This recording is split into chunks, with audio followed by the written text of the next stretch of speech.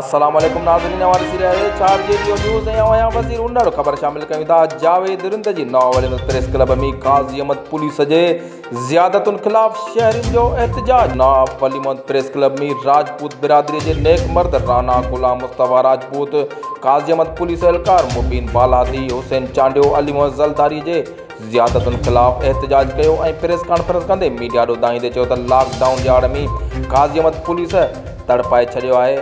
शहरनि खे तशद्दुद करणु रोज़ जो मामूल बणियल आहे। हिन चयो त मरीज़ खे नवाबशाह खणी वञण लाइ साइड ते बीठल कार जे टायरनि में पुलिस एहलकारनि लोही सुंबा हणी टायर बश करे छॾिया। एमरजेंसी हुई, मरीज़ पर वक़्तु अस्पताल न पहुचाइण करे मरीज़ तड़पंदो रहियो। असां हुकूमत सिंध इंतज़ामिया सां भरपूर ताउन करे रहिया आहियूं, पर नवाज़ काज़ी अहमद पुलिस पंहिंजा कानून ठाहे आवाम खे परेशान करे नारवा सलूक करे रही आहे। हिननि सिंध हुकूमत IG सिंध ऐं ॿियनि खां मुतालबो कयो आहे त साणनि इंसाफ़ करे बदमस्त पुलिस एहलकारनि ख़िलाफ़ कार्रवाई कई वञे। HR JD न्यूज़ में फ़िलहाल एतिरो ई।